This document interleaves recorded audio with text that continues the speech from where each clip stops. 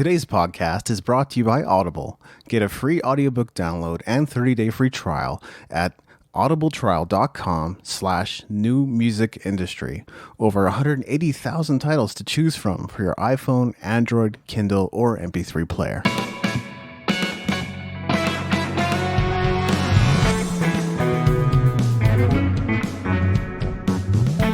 You're listening to the New Music Industry with David Andrew Weave. Today I'm chatting with Miami-based singer-songwriter Judah Holiday. How are you today, Judah? I'm great. How are you? I'm good. Thanks so much for joining me. So I hope you don't mind me poking my head in maybe where it doesn't belong, but I was wondering if Judah Holiday is your real name. Of course not. Nice. It is not my real name. It's not my legal name, but Right. It is my real artist name. And it is my middle name, Judah. Judah is my middle name. Holiday is is what I like to refer to as the process that I'm going through, because this really doesn't feel like work for me. I know it sounds cheesy, but that's what stage names are for, right? Yeah. But no, but my middle name is Judah, and that's where I got that from. And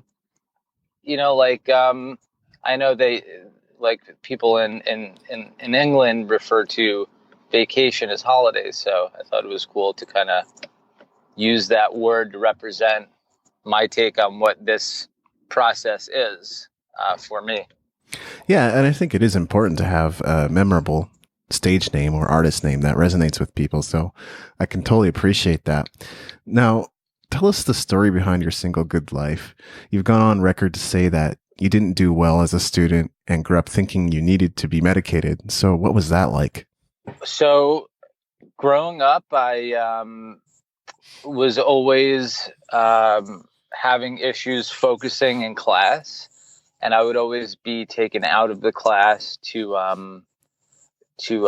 what they called the resource room to be taught one-on-one. And I didn't necessarily think that I needed medication. I would say that the doctors initially thought that, when I was a kid, and they put me on some variation of what is popularly known now as Adderall, which is also an amphetamine or a stimulant. But back when I was a kid, it was probably something like Ritalin or Dexedrine, something like that. And it was hard being pulled out of class every day. Everyone knew that it was, okay, Judah's got to go out now and learn one-on-one because he can't, whatever. So I think it created some sort of social discomfort for me. But because of my bubbly personality, which I'm proud of today, I was able to kind of offset the awkwardness of clearly there's a problem. Why is he being taken out of the classroom every single day? But I was able to offset it with just being the class clown, or just being very blunt and stuff like that. So that's really the majority of my academic background. But Good Life is about what came after that, which is really a dependence on that medication that really brought me down in the end. It was all, it all ended up being really bad for me, and I didn't know any better. So I just kept taking it because that's what the doctors initially said. And that's what I was grown up to believe, that I needed an aid in order to really perform at my peak.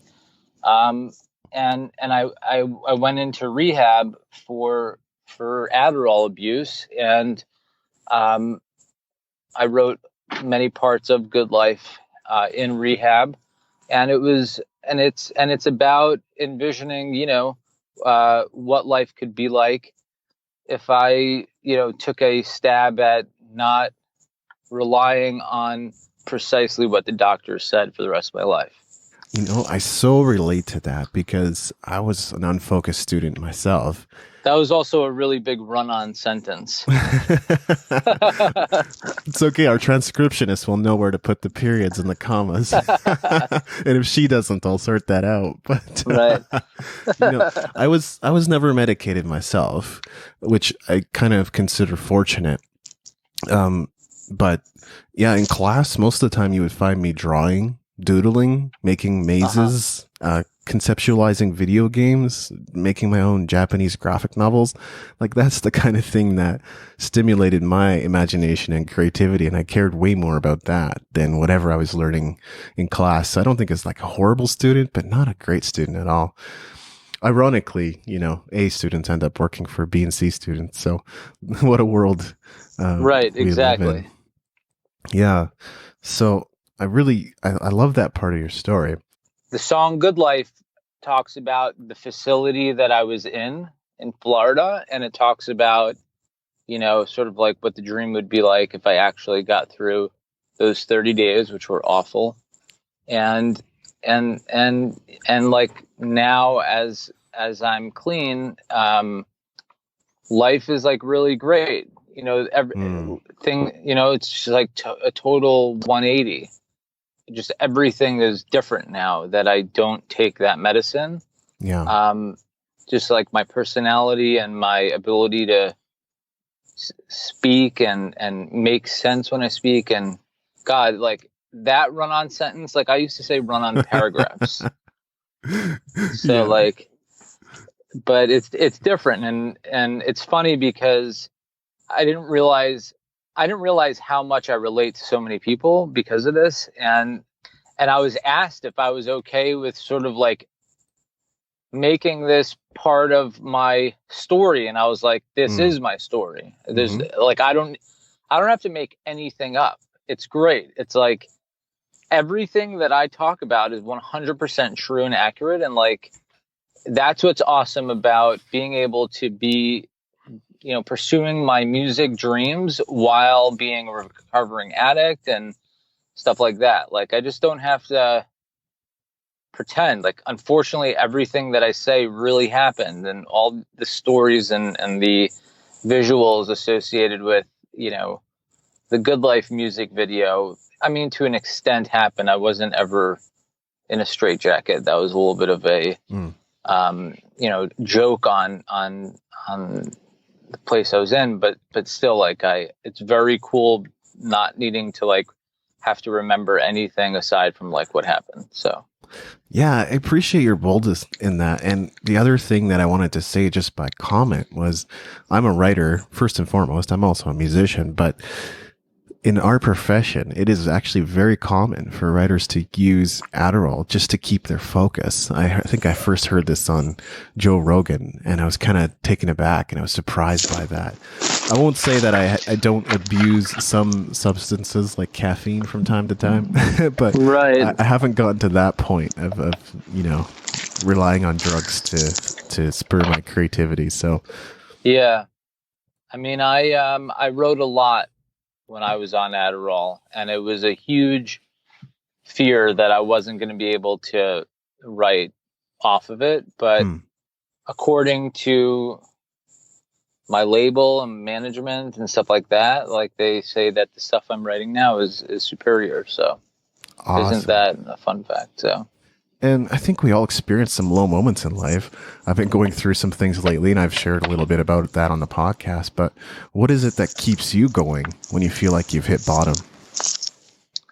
I speak a lot about hating to be alone. And like I have a very supportive wife and family. And, the fear of losing them is present because addiction is although it's not my fault technically, it's also not theirs. And I commend my wife for like for staying by my side, because it's so hard. And I just feel like, thank God I'm young enough to be able to give her many, many, many amazing years ahead. And I'm sort of like, I've spent so much time being like the focal point of disaster, like that I'm just not willing to go back to that place anymore. And for me, the experiences that I've had, the repercussions of my actions are very, very clearly tattooed in my mind and on my body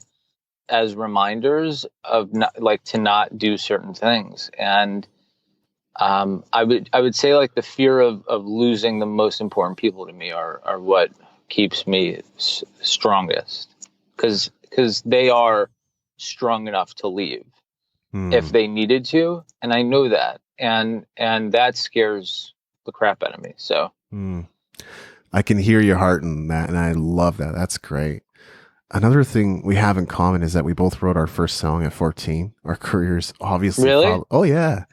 that's so cool. Our careers obviously followed different trajectories, and you had some musical experiences beforehand where, I only had music classes in school, but what was it that inspired you to put pen to paper at that point? Unfortunately, 9/11. Ah, I was in, I grew up in New York City, and I remember that I was playing guitar for a while, and then I was like writing poems that were just horrible, horrible poems. But then on September 11th at night, I wrote, I just like, I don't know how it happened. It was weird. Like I understood what, like it just, something weird happened. And like, I was able to just sort of like hum and strum. And then like, I was like, oh, that's cool. I didn't know I could do that or whatever. And I guess when you're young like that and sort of get traumatized for being like in a situation like that where there's so many like unknowns going on, it could kind of spark creativity, I guess. I never understood it, but it always, like, if I'm upset, like I could write, if I'm happy, I could write. And if I'm scared, I could write also. So I don't know why it happened then, but that was the most significant thing that had happened to me up until that point. Just being in the city when that happened, although, well, actually I was across the river in New Jersey when it happened, but my family was there. It was just like being like, a couple miles away. So that's what kicked it off. And then I continued writing ever since then. But,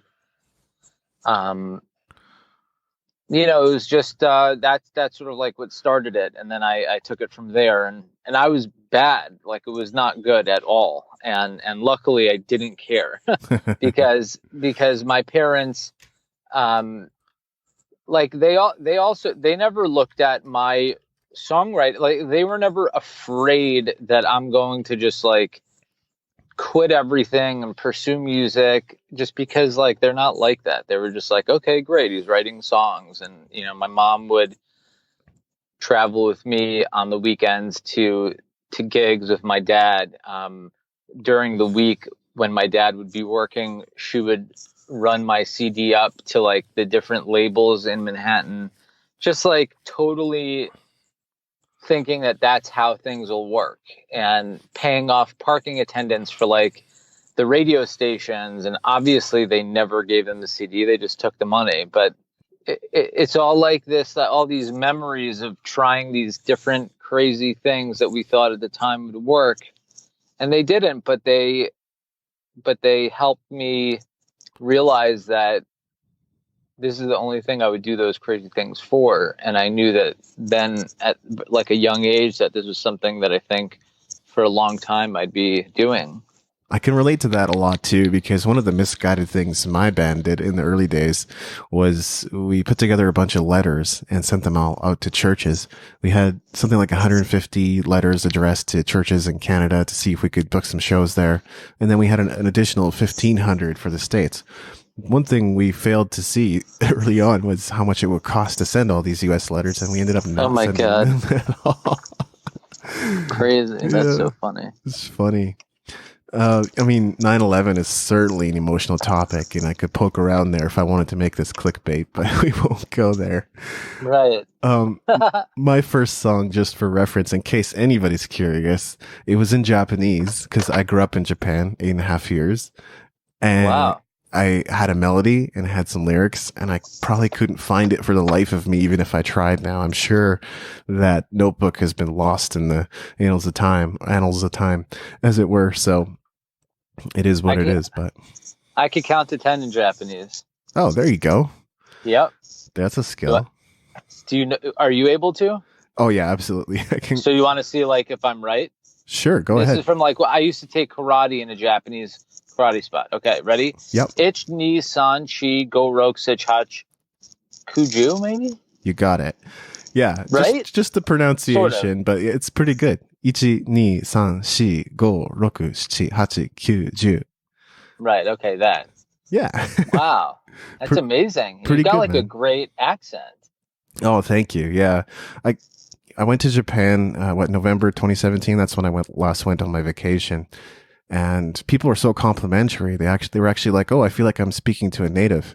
And I was like, wow. "Oh, that's cool." I mean, I was very deliberate this time. I went back in 2003 as well, but I was very deliberate this time about like practicing, watching a bunch of Japanese TV and just making sure that like I was able to converse normally, and then also just looking up specific terms, because you know, in adult life you get into careers and stuff like that, and there's so much jargon that like I never learned as a kid. So like I have to go back and figure out how to say, "Oh, I'm an entrepreneur," or you know, I do online marketing. Like even the simplest things, I was like, how do you tell people that in Japanese? So I had to go back and study a bit.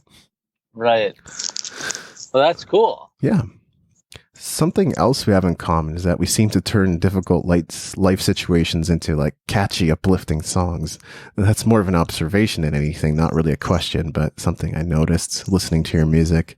I try, you know, like my style of music, I haven't really been able to identify the precise genre, but I think it is within, you know, pop and, you know, I don't know, maybe at times alternative, you know, as you guys will eventually hear my record, which will come out hopefully at the end of the year. There are a lot of, we're really not following any true structure, primarily because if there's no, like, I don't mind following rules, but if there's like nothing set in stone, like why pretend like there is, and why try and make something that's like X, Y, or Z if like there's no, you know what I mean? Like instead I just sat with my team and was like, let's just make a record that's true, and we'll, you know, and a lot of it's just sort of like, you know, catchy, fun stuff that I'm just like proud of, and not trying to be anything that I'm not. Yeah, having listened to it, it's kind of like EDM, except EDM with sophistication. You know, there's proper songwriting behind it. There's instruments behind it. Yeah, I mean the singles that are out now, those are the most EDM-ish of all of them. In fact, and that's really just because they were the first two songs that I recorded, and they were with Kevin Rudolph produced Good Life, and but the drop was by this DJ Vito Ashford. So like after putting out two records like that, I used to always record live instruments and stuff like that. So I wanted to make the remainder of the record a little more organic, like, you know, with as many real sounds as possible and stuff like that, just because like that's what I knew best and could partake in best. So something else you said really gripped me, which was that you started making music because you had trouble expressing yourself, and it gave you a much needed outlet. You know, I can relate to that a lot, and I think a lot. It's also why I got tattoos. Yeah. Okay. Really? Yeah. That's cool. I think, you know, a lot of other musicians can relate to that too. So talk about giving voice to unexpressed feelings. How important is that? I mean, I remember when I was in high school writing these, you know, pop songs that were much closer to, let's just say, a Backstreet Boys record than something like Korn, whatever, let's just say, you know, and Korn was popular when I was in high school, and or amongst some of the kids. And I remember like studying the lyrics of those songs just to try and fit in. And then I would go home and 180 to like this like Hanson and like different bands like that were just the exact opposite, just because I just didn't have the confidence to just be like, oh, hey guys, I'm all pop and I don't love like this heavy metal type of stuff. Like I like, but at least I was able to do that in private to start. And then once I gained more confidence in myself, I began releasing it. But it's very hard to like have a passion for something that's not accepted. That's why like I resonate with people who are getting bullied or being, like racism and all these different things that are just like these sort of like ignorant things that go on with really no knowledge. It's just sort of like hate in a way. And the same with like the way I felt sort of like victimized to need to be part of like this, like not so much gothic or this like hard rock style, or else you're not considered cool. So I began memorizing Korn lyrics and and pretended to be like a fan. And then I actually became a fan of Metallica because I was just trying to find these other bands. But for me personally, like I found a major difference between the two. But it's hard, but it's not everlasting, and it's not something that you can't get through. And anybody that's sort of like going through a time where they are not being given the opportunity to have a place to express themselves in an open way, I'm sorry that that's the scenario now, but they should know that it's not going to last forever. They will grow out of that fear, I believe. And, because I feel that. And for those that haven't, then, I don't know, try, because it's not worth, living a lie for someone else. Or, you know what I mean? Like, it's not like, you're gonna live a lie, at least do it for yourself. I'm just kidding, but like don't like do it, at least don't do it for someone else. I don't know if that makes sense, but to me it did, so that's all that matters, right? Sure, yeah. It's interesting, and I think it's good that you followed the trajectory you did, because obviously, I mean, nu metal is still around, kind of, but it certainly got supplanted by a lot of the newer pop music that came along only a few years later, right? So going down that road of pop music is kind of good in a way, or at least it gives you a bit of an advantage. Totally. Yeah. And I was recently listening to Backstreet Boys. It's funny that you mentioned that, but like actually arrangement wise and songwriting wise, there's a lot of good songs. I'm not saying it's like the top notch in the world, but compared to today's pop music, it's like, wow, that's pretty good.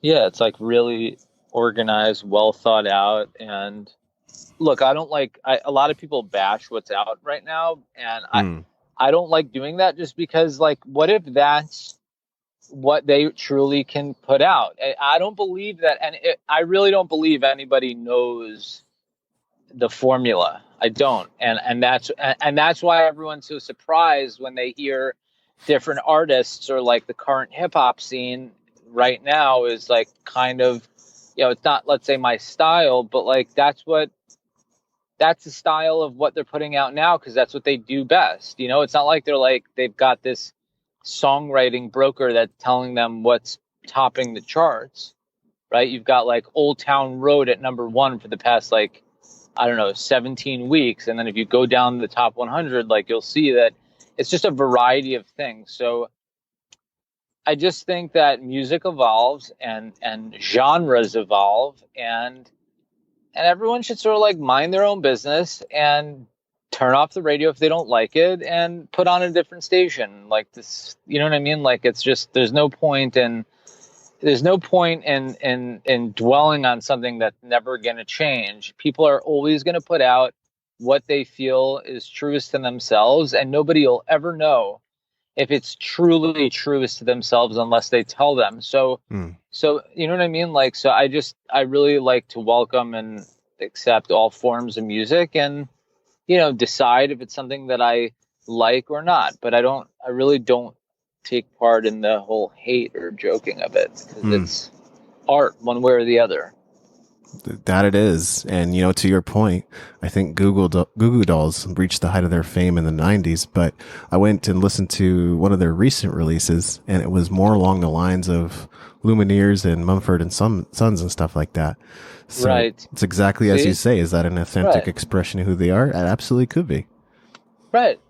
Because they're alive right now, and music is evolving, and Mumford and Sons and the Lumineers are on the charts and sort of like popping right now. So why wouldn't they use that as a guide to try and be inspired to write? Like, it's funny because like now when you make a record that has like more than two vocal lines, like, oh, it sounds like the Lumineers. Okay, that's great for the Lumineers, because they obviously did something that tons of people loved, and like, what a compliment to be like,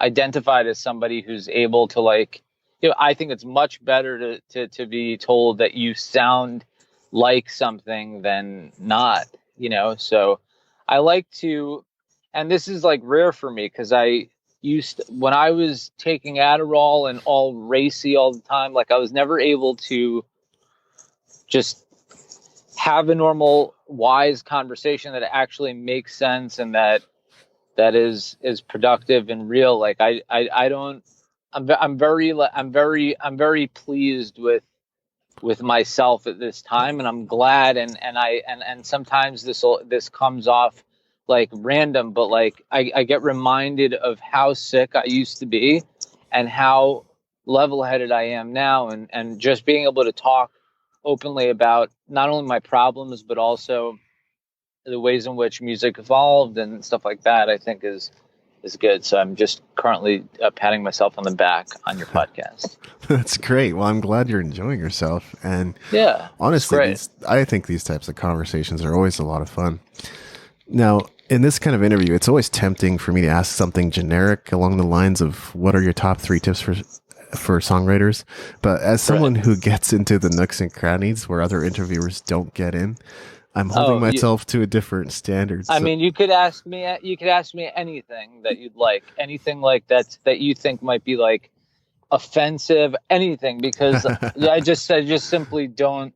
I'm very, very comfortable with just with who I've become, and and I would love to share anything that I could help contribute to this podcast, because I appreciate you having me.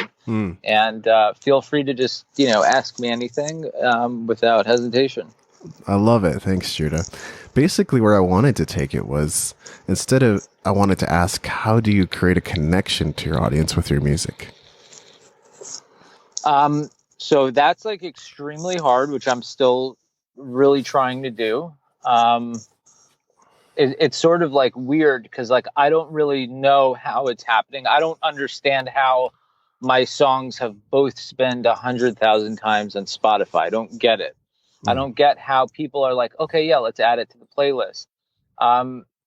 So I don't go into writing. This may be selfish, but it's like writing is very personal, and I can't go into.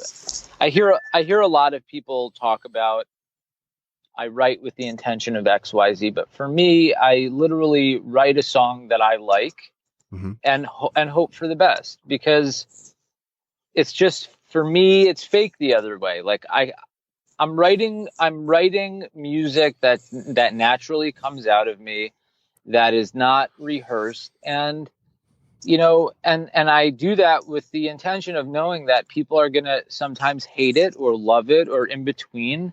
And I'm okay with all that, because I don't know how to do anything else besides write music, and like maybe I could sell ice in Alaska. I'm a pretty good salesman, but like my writing, like it's like the luck of the draw. I write music that I feel is a good representation of myself, and the cool part is that others feel the same way as I do, because they like they listen to it or they save it or they comment on YouTube or hit me up on Instagram, and it's like it's so cool. It's so much better than just having like I don't know.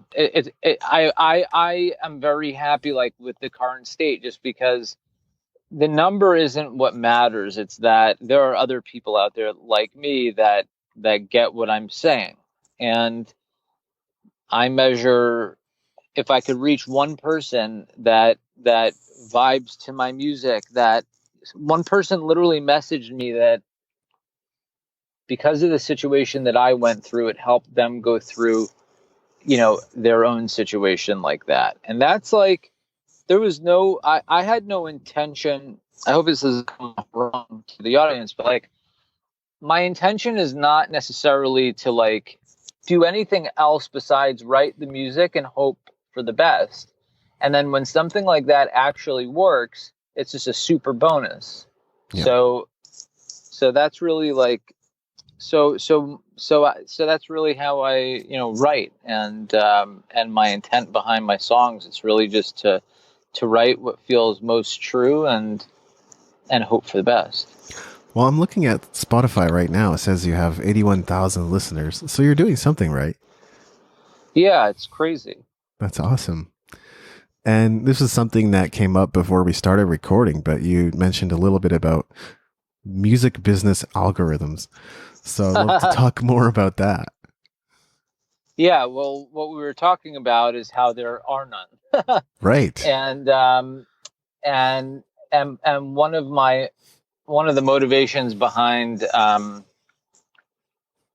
me writing and putting out what feels truest to me is that, like unlike Instagram, where they sort of like tell you what works or what won't work or what you should and shouldn't do.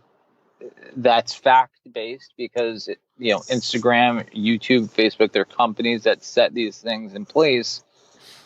When you put out a record, it's like there is no board of directors. That the board of directors are the fans, and it's up to them to decide if they like it or not. And just if you look over the years, it has changed significantly, so much so that it's clear that not one specific style or genre is right. So I think that it's important to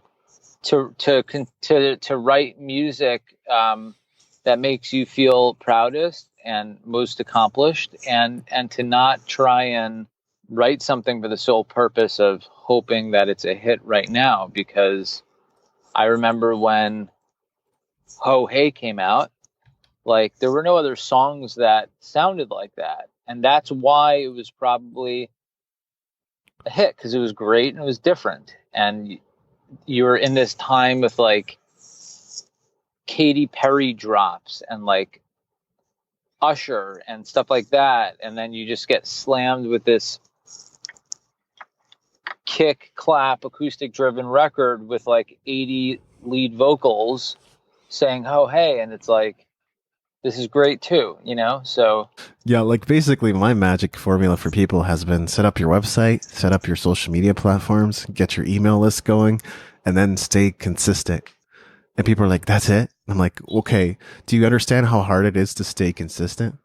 Come out with a new single every month, come out with a new album every 6 months or EP or something like that. Keep booking shows. You just got to keep doing it if this is something that you're serious about. Totally. Now, it looks like you're in the process of releasing new music and maybe making the rounds with podcasts and other media right now. What else is on the radar? What's next for you? Right now, I'm just doing a lot of press for my different my two singles that are out, and I'm going to be releasing about 3 other singles in the coming months. All culminating to my album release at the end of the year. Fantastic. That's exciting. Yeah, it's super exciting, and I'm excited to share with everyone, what this sort of like sober year has allowed me to do. And I imagine most of the album is already done and you have it preloaded and ready to go. It's all recorded, and it's currently in the mixing stages. Excellent. So we're all done recording, and now it's like a lot of press and travel and stuff like that. This is a question I like to ask most guests. Are there any books or resources that have helped you on your journey? I truly am not a person that sits and reads books, and the reason is because I never was able to sit still and read a book. However, one book called Falling Up, which is a book about poems by a guy named Shel Silverstein, is something that I used to read, which I think might have helped me with some of my lyrical content. I would say just that. I really am not a huge book reader. I'm more of a listener and a person that learns through hearing rather than reading. Got it. Well, thank you so much for your time and generosity, Judah. Is there anything else I should have asked? I mean, I think that this was a pretty great interview, and I think that it was fun, and I appreciate you having me, and hopefully we'll be able to link up sometime in the future. It was a pleasure, yeah, and I look forward to connecting again. Awesome. Thanks so much for having me. All right, thank you. All right, take care. If you enjoyed this episode, you're going to want to go and check out the Music Entrepreneur Code. I haven't shared any details on what this is just yet, but it's fair to say I'm quite excited about what's coming together. So if you want to join the waiting list and find out what the Music Entrepreneur Code is, go to musicentrepreneurhq.com/code.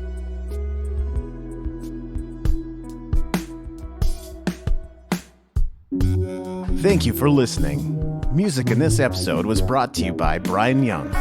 Wherever you're listening to this right now, please consider leaving a 5-star review and comment to help us get the word out about the podcast.